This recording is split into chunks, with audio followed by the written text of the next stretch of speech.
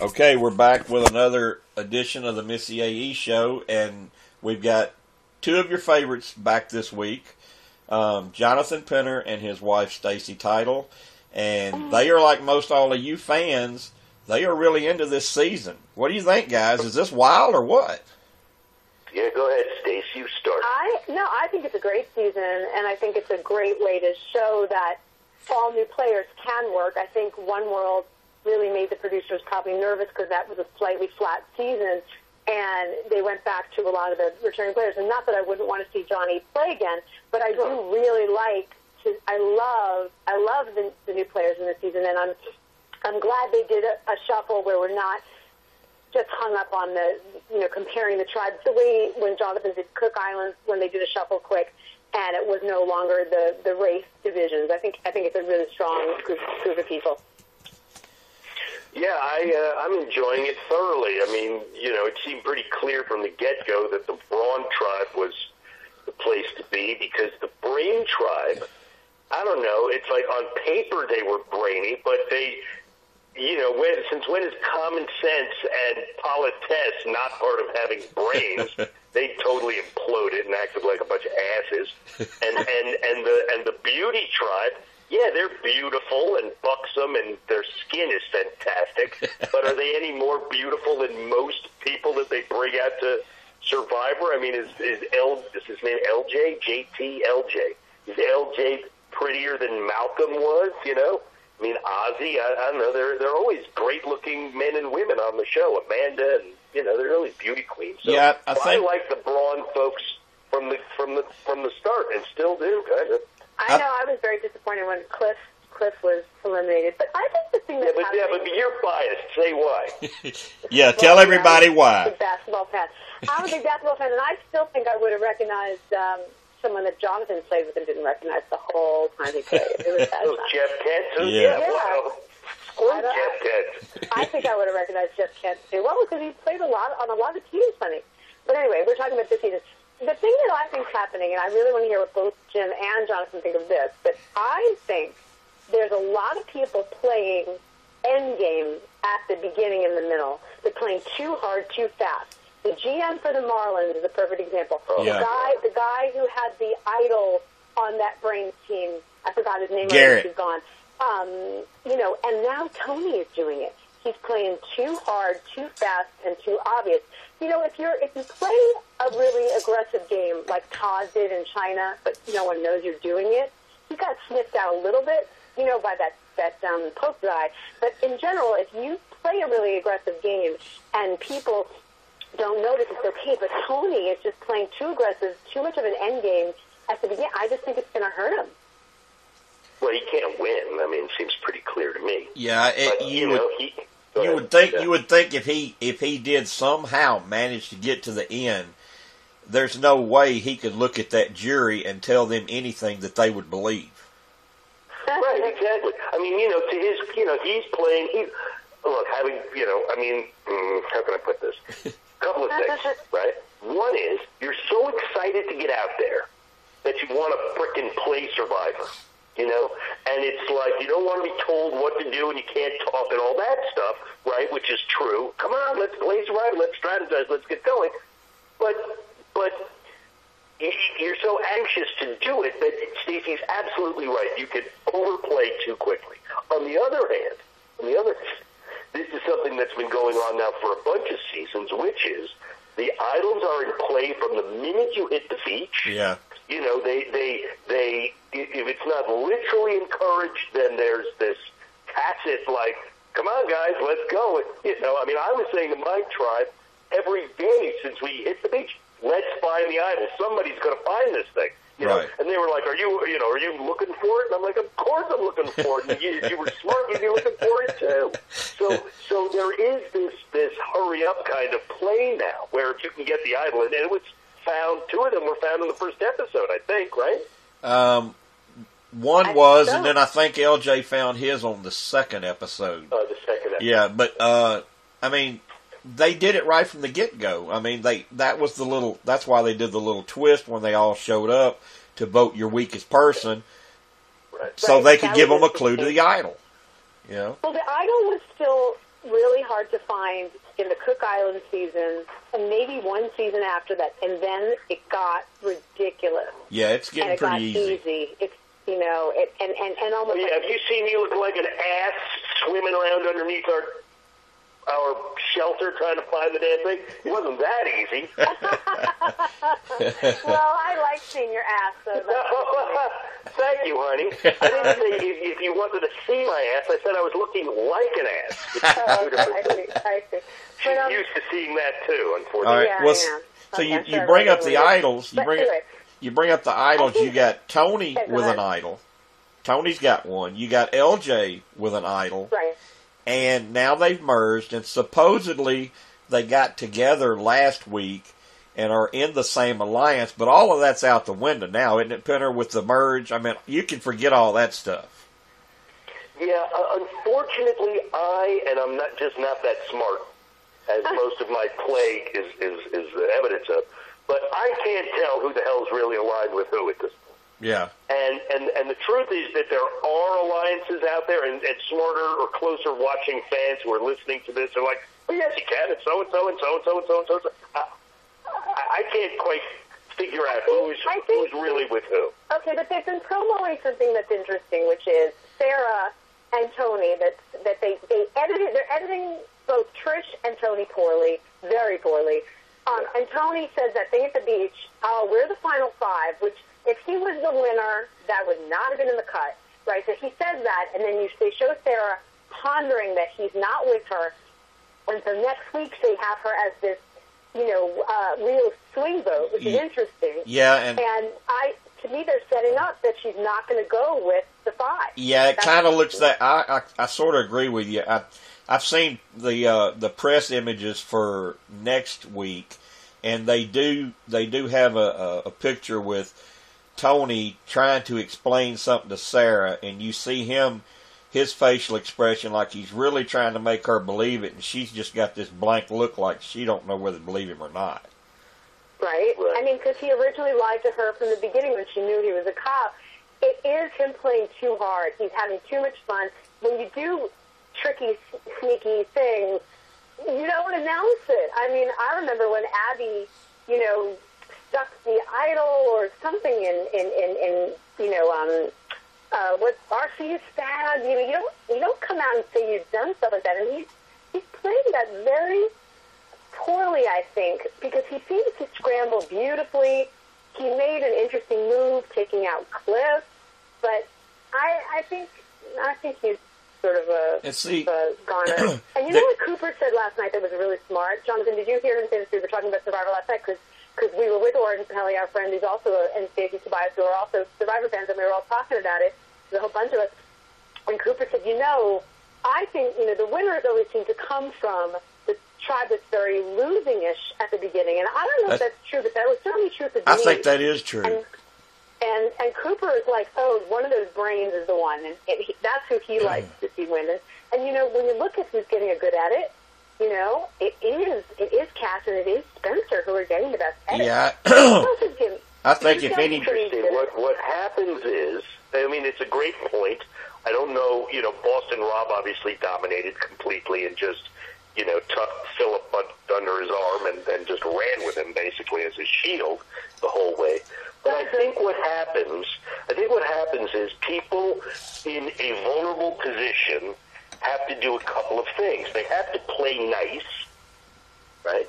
They can't be assholes because they get voted out. So they have to be ingratiating. They have to be genuine. They have to be strategic and start to really think about the game, the long game. I put a big target on Parvati's back on fans versus favorites. Almost got her out the first vote. And I'm not saying that I was responsible for her winning, but she said, after that, when I was really in danger, it made me really take a step back and say, how am I going to win this game? How am I going to play this game? And then the other thing is, they get to come in under the radar because they're not seen as threats for a long, long time. Right. They're seen as pawns, strategic pieces to be played with. This is certainly how I was looking at Denise when she came to our beach, and she was, what can I do for you? How can I, and she worked her butt off, and she contributed all the time. She was incredibly kind and friendly and helpful, and that's the kind of person you want to have, and you say, okay, well, she can't win, and, you're lining up all your ducks in a row, and meanwhile, she's the little engine that could, and you turn around, and she deservedly won the game. Right. So, yeah, I think it's a really good, Well, I think Cooper did make a good point because, I mean, you know this from filmmaking and TV and everything. You build the story. You don't give everything away at the start. You build it up. So I think he's got a point that normally the winner's edit doesn't really start picking up until at least the merge. So if you look at it that way, then you could probably eliminate Tony because it's been all Tony so far. Yeah, you can absolutely eliminate Tony. I mean, I don't know this. I don't follow spoilers, but he's certainly not getting a winner's edit, and I don't think he's playing a winning game.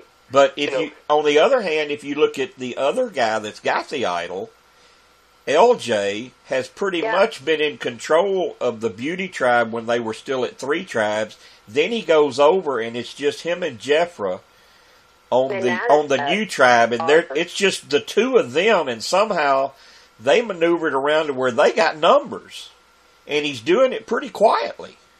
Yes, he is doing it quietly. The only thing that I just disliked in his edit so far was that ridiculous zit line. I was like, why did they include that? That made me suspicious of his edit. Like, it made him sound really, like, that's a zit, you got to pop or something. I was like, oh my God, I can't believe he said that out loud. I mean, I just was like, oh, please. He also said when I was single, I wanted a horse or something. I mean, he had a funny line. But you do have to. He's smart. I like him as a player. I mean, he's got a kind of laconic thing, and he's empathetic. But I wish they would, like, I don't know. If he's gonna win, stop making him say stupid stuff, please, because I'll like him better. Yeah, and Jonathan, as an ex-player out there, I talked with Coach Wade about this last week on the pod. Mm-hmm. Not this past week, but the week before, when he was sitting at Tribal Council with an idol in his pocket, and the vote comes down to 4-3, and he still holds that idol. Is that gutsy or just stupid? Both.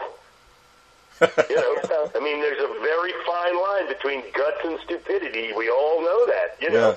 And he went in. He knew it was going to be. I assume, he knew it was going to be close, and he believed that he was going to have those 4 votes, and he really believed it. He believed that, and he was right. Yeah. He says that he's got a trustworthy group at that time around him. When I went out there after the merge in the Philippines, and people were telling me they were going to vote my way, I believed it too. Until Tribal itself, when Lisa started talking, and it just became clear to me that I did not have the support that I hoped I had, and that's why I played it. Turned out to be the right thing to do. Right. All right. Well, thank God you brought it with you. What if you hadn't brought it? God. Well, then I'd be crying, and you'd be laughing at me and mad at me. All right. Woulda, shoulda, coulda. Unfortunately, ex-survivors live with woulda, shoulda, coulda. Right. And, that's hard. You got to forgive yourself for your mistakes and be happy you got as far as you did, let alone that I got on the show at all. Let me ask you. You know what we haven't talked about is the quit this week, which was very strange. And yeah, we're gonna get to Lindsay and Trish in just a second, but let me go back to this idol thing with Penner at Tribal Council again, because there's another question that comes from that. The other question that comes up, you said that in order for him to hold on to that idol like he did on a 4-3 vote, he had to really, really trust those other people. One of those people was Tony. Now, do you think they're just not showing us the more interaction between LJ and Tony? Because if I had to ride ride it out with whether I play my idol or not, and I'm having to trust Tony or not, I'm playing my idol. Well, obviously, you're basing that on what we are seeing. Yeah. And we never see it all. Oh, exactly. Obviously. We not only don't see it all on the island, we certainly don't see it all at Tribal. And, it was a gutsy move, and it could have gone wrong. Yeah. But he played his gut that said, no, I can trust these guys. What they're telling me, I believe. Right. And you're sitting there at Tribal. I mean, Tribal is a fascinating thing. I kind of wish they could. They can't. It won't make sense because you don't have every piece of the puzzle before you get there. But Probst, and maybe we've talked about this before, so I'll say it quickly, but Probst doesn't really know anything except what he sees at the challenges. Right. Right? He doesn't have the producers say, make sure you ask Penner about, whether he knows Jeff Kent is somebody that he does. They don't fill his ears with anything. But they do see the dailies. They do see dailies coming back. So before he shows up for Tribal, he knows what's been going on the past 2 to 3 days at both camps. You may be right, Jim. What they always said to me was that he does not talk to the producers. So maybe he sees dailies, maybe it's something else. I don't know.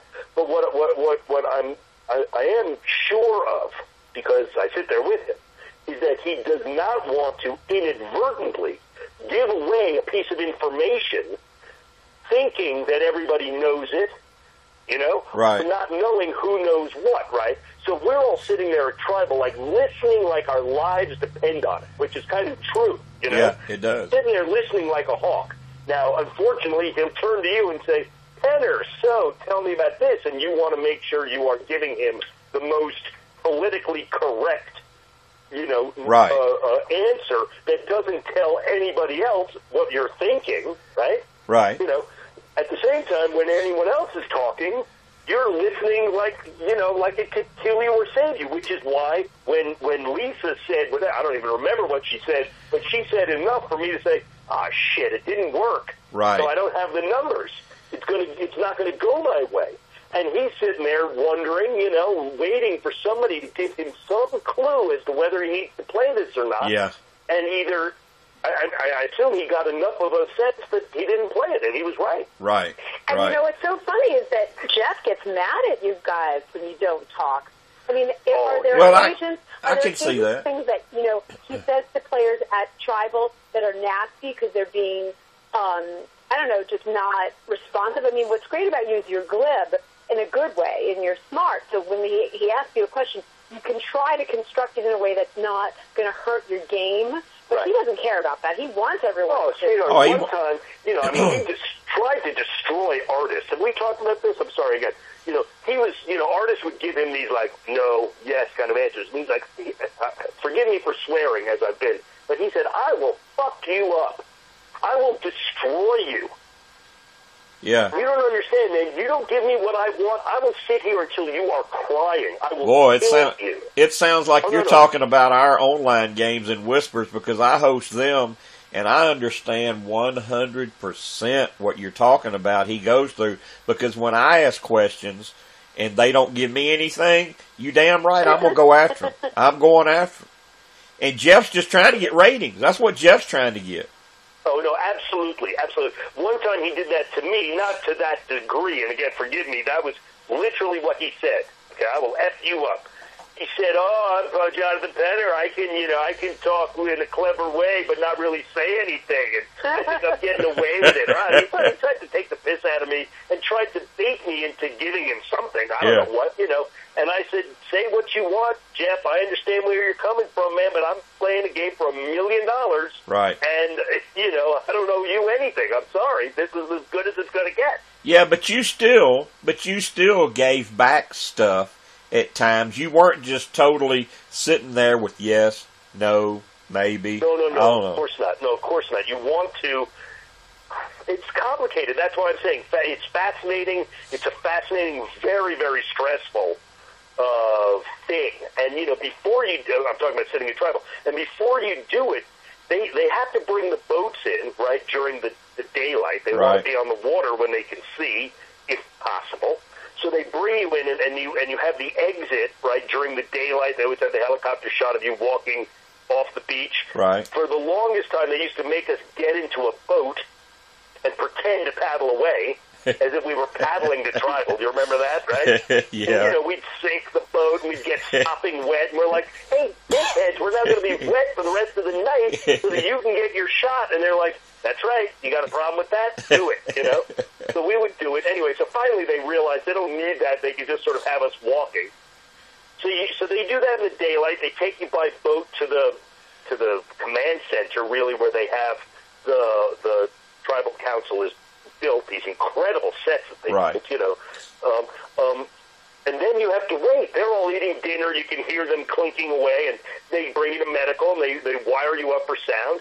And we're in this. There's no seats or anything. You're literally underneath a tarp. Yeah, I've been told that before. Stand there or squat there for about 2 hours. And you're not supposed to speak either, are you? You're not supposed to talk to each other. No, we're not allowed to talk to each other, signal each other, anything. Right. And, you wait until it gets dark enough that the torches actually, till it's nighttime. Yeah. And, man, that is stressful as hell. Yeah, and I've heard from other players that there have even been, you're not supposed to talk to each other under this tarp, but I'll give you an example. When Shannon Elkins left in Nicaragua, he fully thought walking in and getting under this tarp and with everybody that Chase Rice was still in with him and everything was on go, but Shannon told me he could tell while they were under that tarp with how Brenda and Chase were looking at each other, making facials at each other, that he was in trouble. Yeah, I believe it. Yeah, and he It's said awful. It's awful. Yeah, he said he knew it right then that it had changed. It's awful when people give those answers, like, and Jim will appreciate this comparison. I don't know, Johnny, if you've ever seen, like, when A-Rod used to be interviewed and he gives the most boring answer. Yeah. Or, like, even Derek Jeter doesn't give a great interview. And you know who else? Clayton Kershaw on the Dodgers. They'll just defer all the time. I hate that kind of interview. It's like, say something. Right. Well, and that, if you get back, like right now in one of Jeff's interviews this week, it's still all Tony because he used the word electrifying to describe Tony. I don't know about that, but okay. He's a good hyper of the season. Tony is electrifying? That's what he said. That's what Jeff said. Yeah, but Jeff is used to battery-operated things. So, that Eddie says, like, he's got a 10-watt bulb. No, I don't mean to take the piss out of Tony. Tony's fine. He's fun. Listen, I want to talk about, I want to get to this quit, but have you guys discussed why all these guys got blown out so early and what the story must have been behind that, whether the other players found out that these guys were millionaires, and I'm talking about Uncle Cliffy, and I'm talking about the guy from the Marlins, or at least very wealthy, or whether they just rubbed people so hard the wrong way. Well, I think with the guy from the Marlins, I think it was a combination of both. They knew who he was. Plus, he rubbed people wrong. I mean, he does that in his day-to-day business down in Florida. And they recognized Cliff. They knew who he was. Sure. So, of course, the first thing you assume is this guy's loaded with money because he played in the NBA. You don't know if he still got all that money. You don't know. But, of course, they assume that. So then, he becomes the target. And I think with Tony, Tony just saw Cliff as being, even though he was an NBA guy, he was very, very likable. They liked Cliff. And Cliff could have lasted a long time and therefore took out Tony.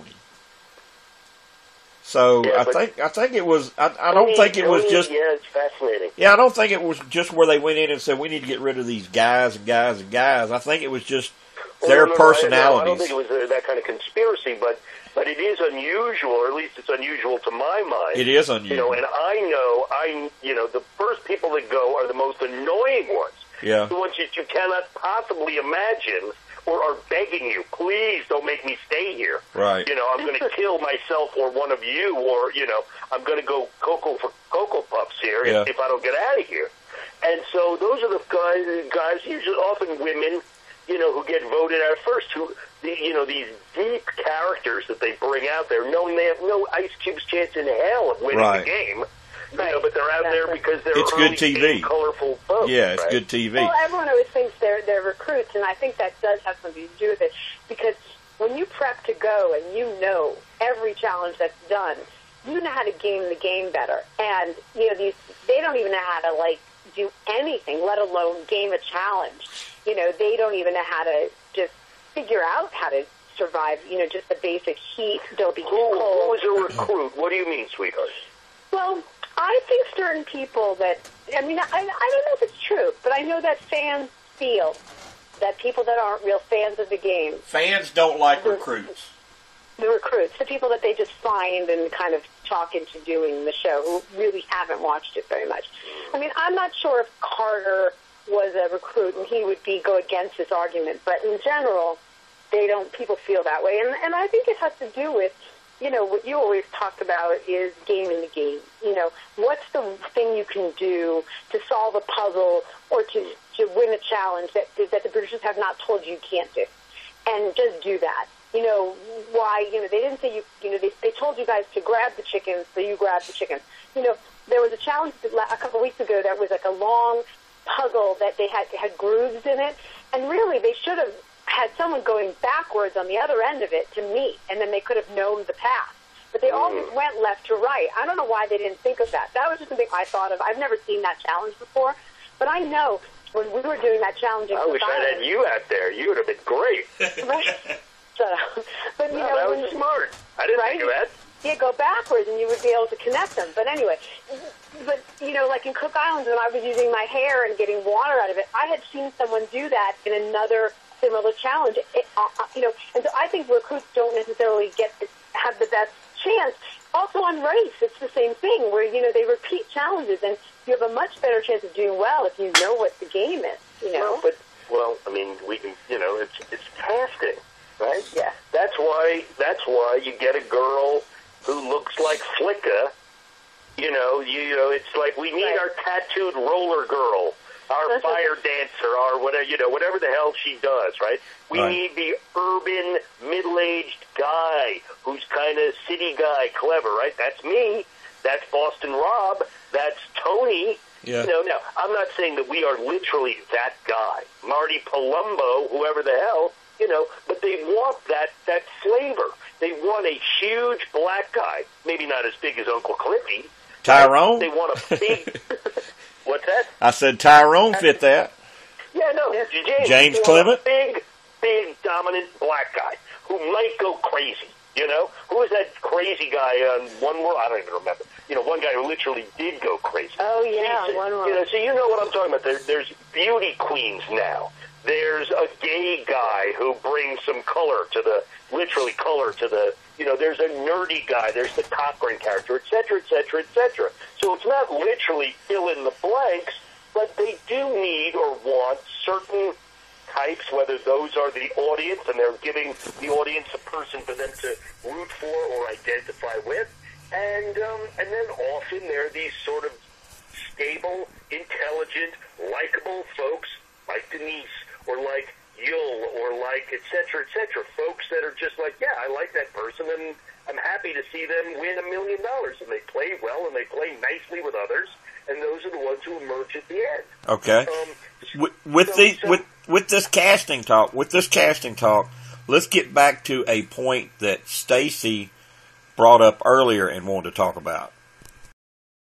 That point, or that question that Stacy wanted to talk about was, of course, what happened this week with the quit with Lindsay and Trish. Now, can you give us any insight, Jim? Do you know any backstory that I know what Lindsay's story is. Lindsay, and to my knowledge, and what I know about Lindsay, she's a really nice girl. She's really sweet. She works hard. She's got a lot going on for her, and in her mind, at the point she reached in this game, I think she felt like if she stayed around that camp, she was going to end up physically attacking or hitting, slapping, doing something with Trish, and she didn't want that to happen. Now, I don't know. Who knows if that's true or not? But I can only take her for her word, and that's what she says. That's why she said she walked away from the camp. She didn't want to do that, and she knew if she stayed, that's what would happen. Now, there's two sides. Although a lot of fans think that it was because Cliff left and Tony flipped, and they lost the numbers, and her and Wu were going to be next. So it's time to bail. It's time to leave. I don't know. A lot of people think Trish antagonized her. You know, that she shouldn't have come back to camp and bragged about what happened. But then the other people say that's part of the game. You know, you have to be able to deal with that on a social level and go to bed and forget about it and get up and start the next day and try to work out some new alliance or something to stay in the game. So I just want to know from the two of you, after seeing that this week, and you know when Jeff shows up, it's bad. Somebody's leaving. Do you think there had to be more? I mean, do you believe Lindsay? I mean, do you think Trish was mean? I mean, what do you think? Okay. Well, I think a couple things. One is, Jonathan and I talked about it. So one thing he said that was interesting to me, Jonathan said, and he probably has a lot of different anecdotal connections to this because he has times when he helped people flip and turn things around, and Nate was very mad at him and stuff like that. But I feel like she got off easy. I think usually Jeff is really nasty when you quit. And most all fans agree with that. You have a great privilege when you get chosen to play Survivor. It is a privilege. I mean, Jonathan will say it every day. I got to play 3 times. I don't expect to play again, and I am one of the luckiest people in the world that I got to play that game 3 times. And to just say, okay, I can't control my temper. I mean, look, Trish is getting a nasty at it. You know, the laughing, the comment that she's a man, the way they're making her. It's unflattering. I find her to be a strong woman and intelligent. So I can connect with some things about her that I don't dislike her, but even if she's the most horrific person, you know, that's what you signed up for. You're not with your friends. You're not spending your life getting rid of and I just don't think that's a good enough reason. I know with Brandon and how crazy he went, maybe that's what softened Jeff because he had that experience with that mental thing, but she's on a mental case. They weren't worried about her out there. And, you know, maybe she thought she'd look unflattering, but damn, if she had stayed, everything turned around anyway. You wake up in the morning and the sun comes up and all of a sudden it looks different and they win a challenge and then they're merged and then she doesn't have to play. She's not outnumbered by Trish. That's the whole thing now is had she just stuck it out, they win a challenge and then she's at merge and maybe she can make something else happen. Absolutely. You know? And she's likable. It's funny, Jim, you were saying, is it this, and is it this, and is it this? It's all of those things. Yeah. It's everything that you said is what happened. You know, to me, there are 2 parts of it. One is what she did and why she did it. And then the other part is why'd she get off so easy from Jeff, right?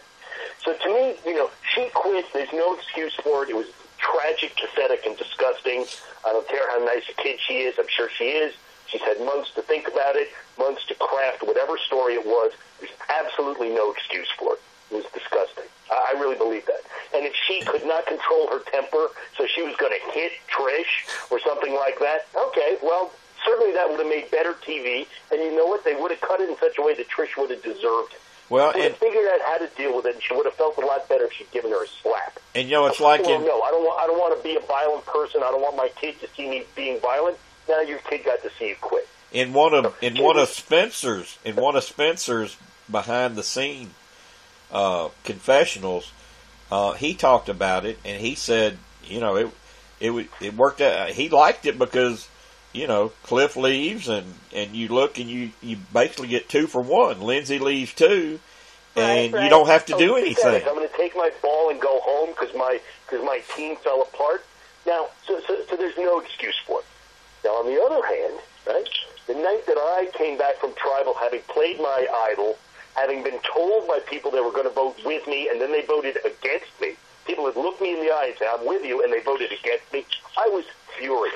Yeah. Hurt and angry, right? I wasn't ready to quit, but I was like, screw you guys. You right. know, there was even a dark part of me for a second that said, I'm next to go. Let me see how much disgusting damage I can do before I go. But, you know?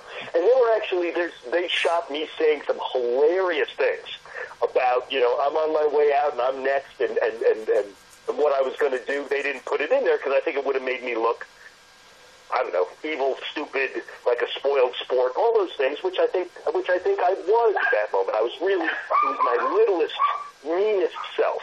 Right. And you know who was really kind to me at that point was Scoop. It came up to me and said, okay, it didn't go your way. You're still in the game.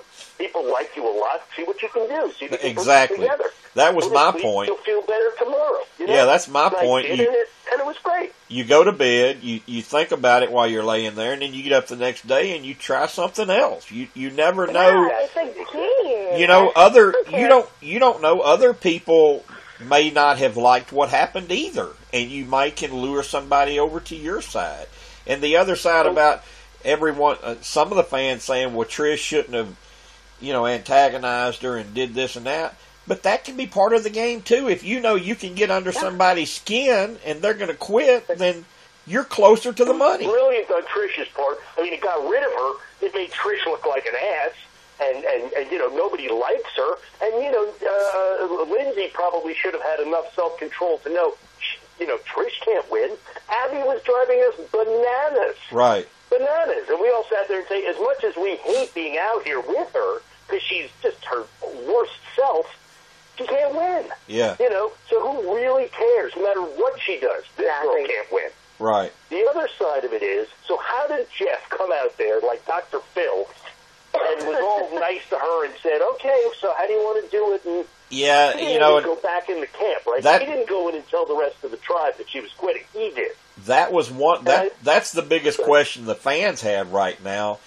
The show has always been so anti-quitters and given them such negative edits and treated them in such a negative manner that how did Lindsay kind of get off scot-free so far? If you just think back to recent history, when Colton quit on Blood versus Water, oh my God, Jeff could have just took a gun and shot him.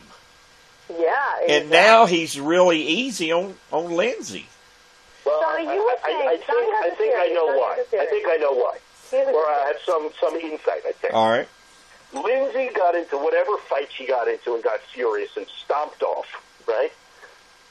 She didn't say, I quit to the rest of the tribe, because that definitely would have been on TV if she'd said something like that. But she said they put as much of it as they could on TV. I don't want to be with you guys or something. She walked off, and she said to the producers, do you know what, I'm done. Off the beach. It was just her talking to a producer. Right. Okay, I'm assuming. Yeah, that's how it happened, and then they called Jeff. Well, they get a producer. Tamara's racing out there to film her, right, as this is going on, and she's like, no, I'm done. I'm out. I'm gone. Okay? Yeah. So, she's kind of talking, not to herself, but to this producer as she's walking around. A person that doesn't actually, quote, unquote, exist on the beach. You never see the producers.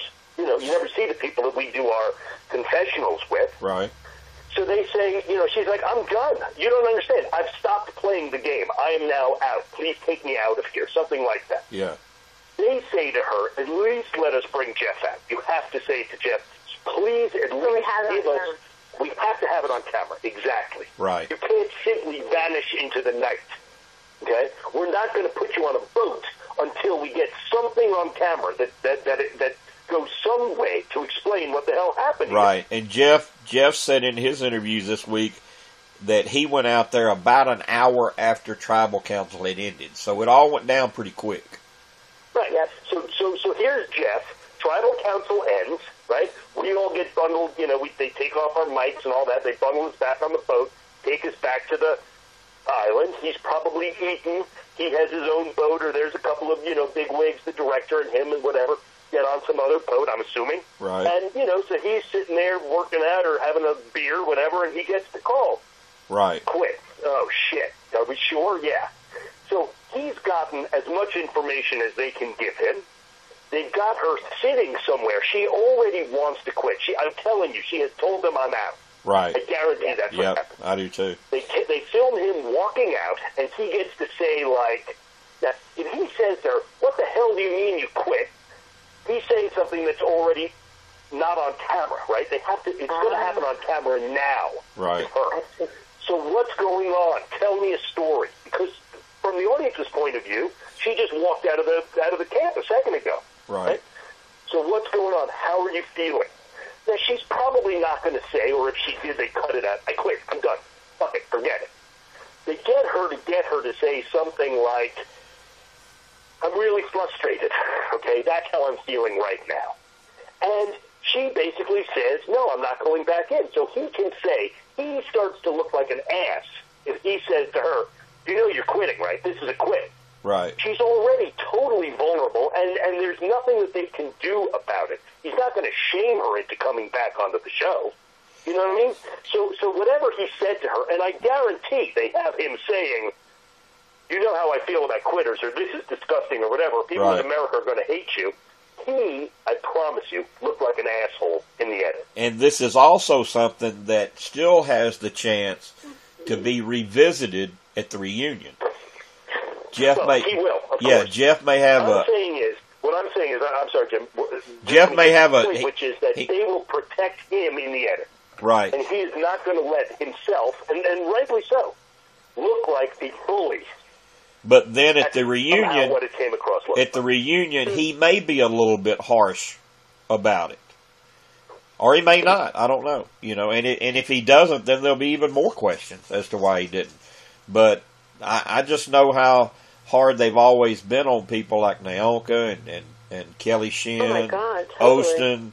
For all we know, this girl was bawling her eyes out. For all we know, she was vomiting. I mean, I'm serious. She may have really, because once you make that choice, it is so stressful, guys out there. It is so hard, and it's raining on them. She's 18 days. It's really you're almost at the merge. You're almost at the hump, right? Because after 18, 19 days, you're halfway through and you start to see some daylight. And holy crap, I made the merge and all that good stuff. She's still in the dark tunnel. She may have broken down. They may have a really, really vulnerable girl out there that he's not going to beat up on. It would be too ugly. And I guarantee that what they put on camera was the best version of it that they could put together, given what they had. Right. All right. Let's get back to some of the other players that we haven't covered yet. Yeah. Okay, sure. I guess there's Morgan. Is that her name? Morgan was on the Beauty Tribe, and she was the one that got the clue on day one and came walking out of the water like Pamela Anderson and tried to go tell everybody that her choices were she could have a clue or rice. So here, I picked rice for us. Right. And they got, you get rice anyway. I have a feeling. Yeah, you get rice anyway. And but then, now, Stacy, you mentioned Cass. Well, who we didn't talk about who I love is Wu. I think he's great. Yeah, and so he was iconic and low key and kind of fun and good at challenge. And he was with Cliff. He was with Cliff, and they were sort of attached at the hip.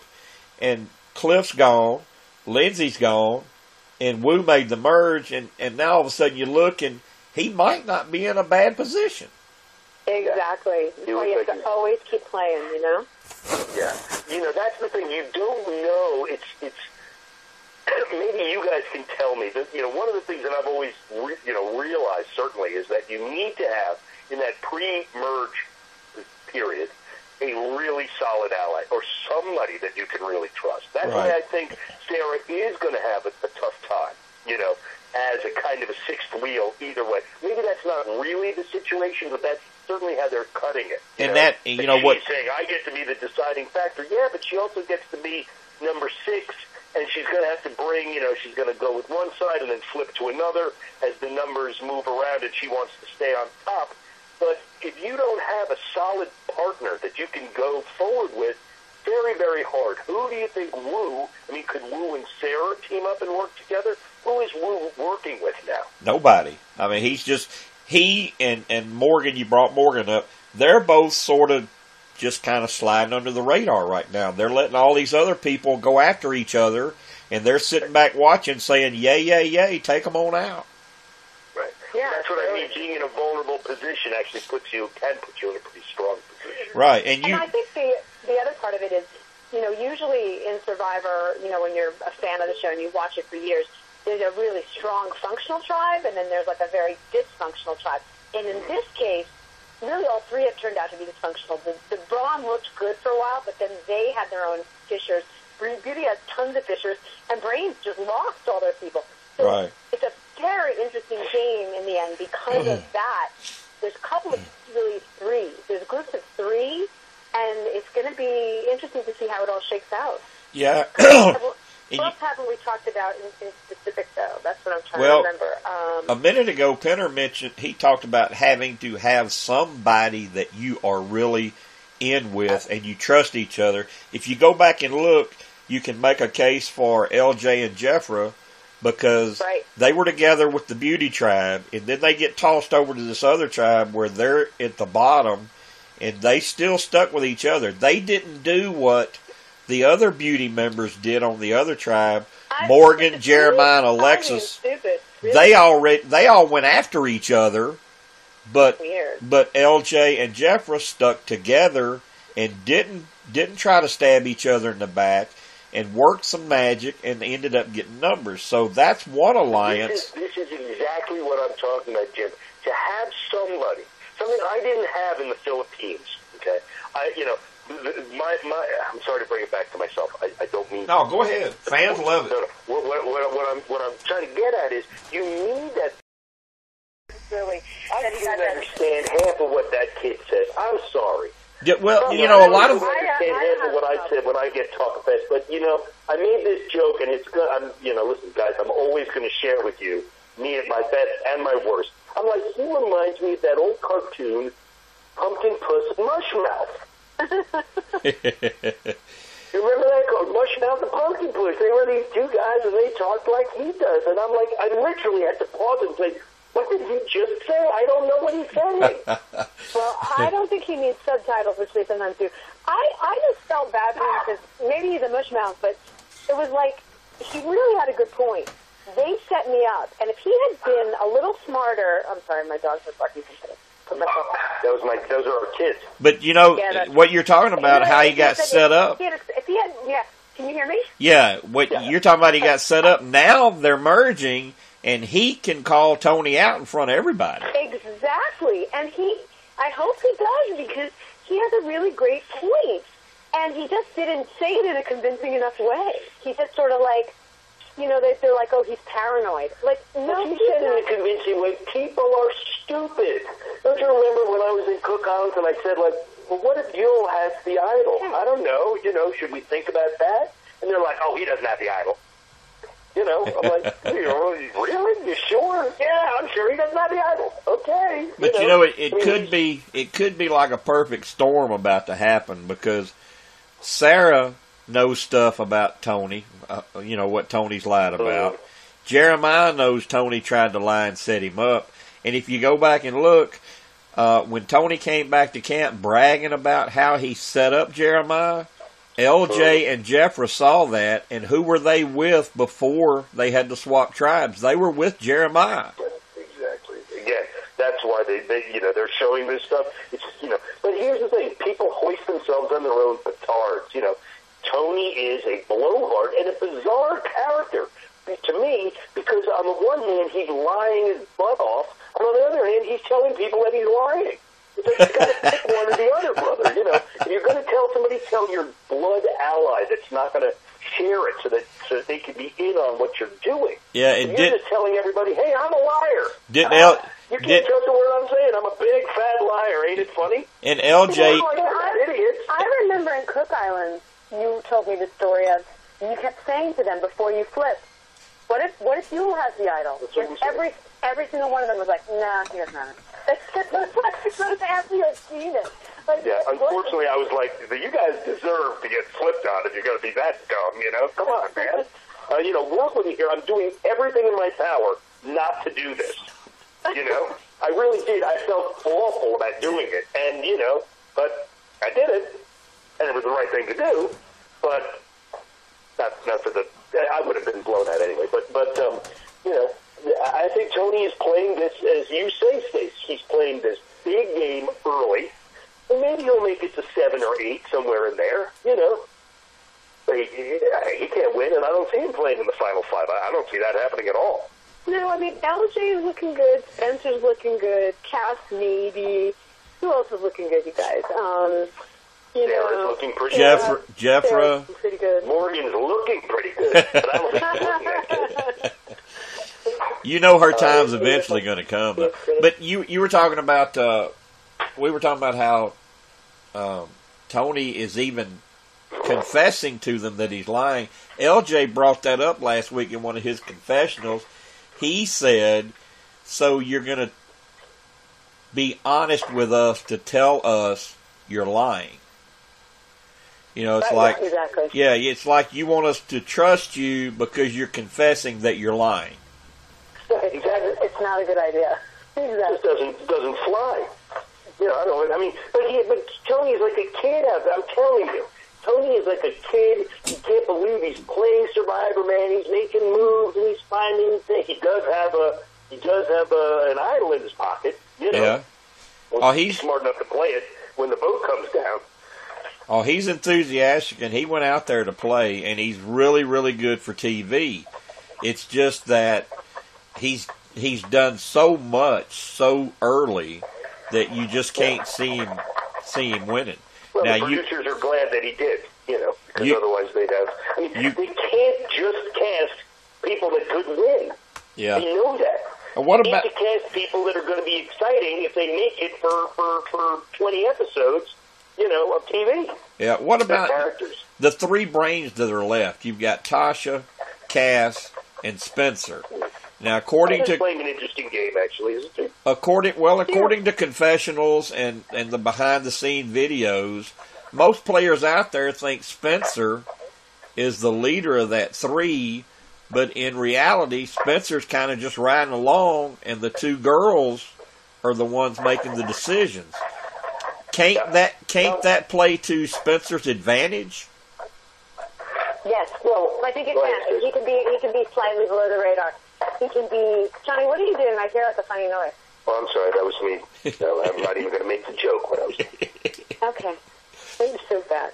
I think he can be. I think he can be. He seems below the radar. You know, LJ seems a little below the radar. I think those are smart players who are really good players and athletic players who, you know, could just come back and bite you. Those are the kind of people you should take out right now. And I don't know if anyone's really paying attention to them. Interesting. All right, and what about... Yeah, I think the 3 of them are playing a good game. You know, Tasha's, I mean, it's interesting that she kept, whatever her name is, the rice... Jatia, yeah. That they kept her around. You know, that showed a certain... I mean, listen, it's beyond all of us. We were all screaming at the TV, and it's like, vote her out now. That they didn't do that they knew, look, she ain't going anywhere, she cannot win. Right. Put her in our pocket, and we'll take care of this other problem first. You know, that shows a certain degree of patience and, you know, gameplay, I thought. So what do you think about this superpower idol that's coming into play about a week from this week? This old-fashioned, you can play it afterwards idol? Yeah. Well, I love it, man. We'll see what happens. I mean, I'm excited about that because that sort of like that was like Higaboom is the last time I remember that. Yeah, right? It's if you've got 2 guys, let's just say for instance, maybe Tony and LJ don't have to use their idols this week, and then you've got this superpower idol. You could really have some wild tribal councils. Yeah, exactly right. Playing the bouncing idol. I've always wondered, maybe you know, I should know, but I probably didn't even know when I needed to know. Like, if you have an idol in your pocket, and you don't play it when he says, if you got an idol, play it now, you keep it in your pocket, somebody else plays it, the vote is for them. Like, if RC had an idol in her pocket, too, okay, but didn't play it, I played it when I did. It bounced off of me to her. Is it too late to play it at that point? Yeah, probably. Yeah, unless it's that Super Idol. I mean, when can you, how does the Super Idol work? Super Idol, the way I understand it, it can be played after Jeff reads the votes. If you now see, like Higaboom played. Yeah, if you now see you want to cancel that vote, you can cancel it, and whoever was second in line with the votes would leave.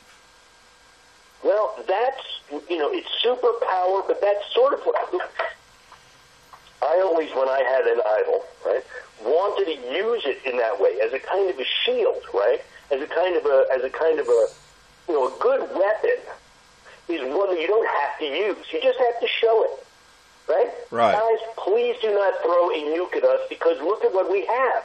Yeah. Don't come after us. That's good offense is a defense kind of notion, right? And so if you've got the idol and somebody finds it or wins it, they're going to show the damn thing. Right. I think, and say, guys, don't even bother voting for me. Let's not play that way. Let me be part of the decision-making process. Right. Okay? And then when we get to the Final Four, okay, it's going to be every man or woman for his or herself. That engenders trust. This is how I would play it. It gives you a leadership situation, and it says, don't bother with me. It's off the table.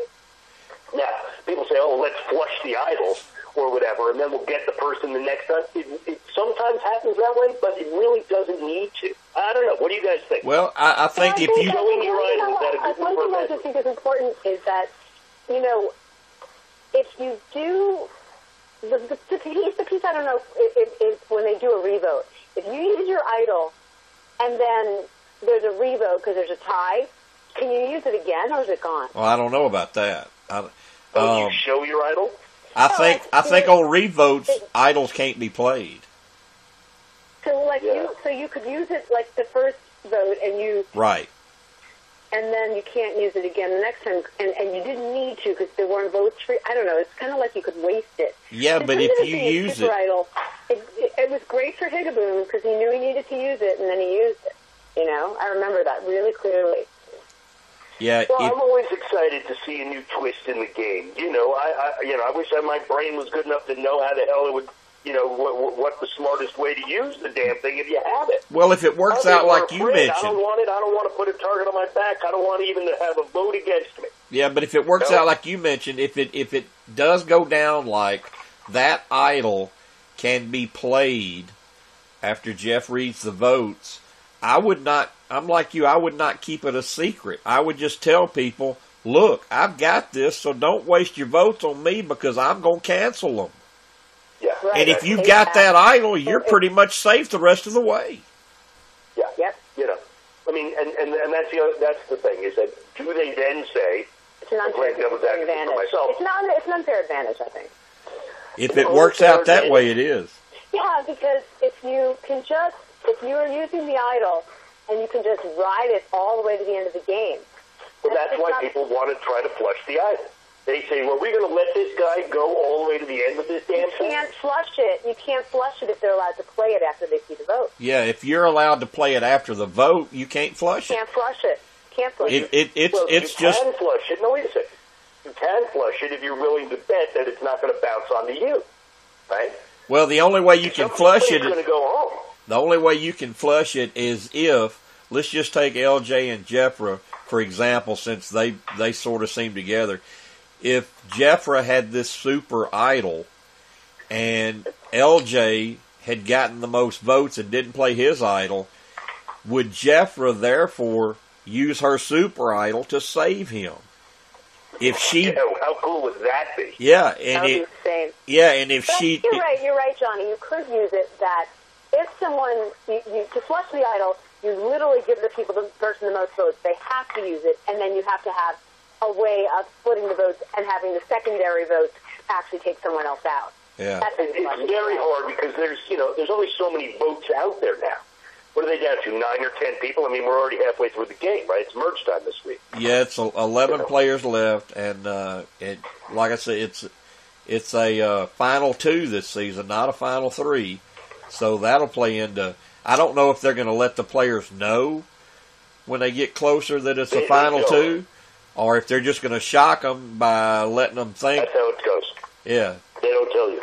Yeah. Well, then They don't tell you, and you get voted off, and then they say at some point, this is that was the first member of our jury. right. You But don't when know you if get you down- made the jury or not until you just got voted off. But it's going to be Right. kind of shocking when they get down to final three, and Jeff isn't talking about this is our final three. He says So we'll it's be gonna back be tomorrow for mind-blowing. another challenge. Yeah. Yeah, That that would be very gonna be cool. It would be great. cool for them to do that. It would be very cool for them to do that. You're right. So old it's new. yeah. All right, so Exactly.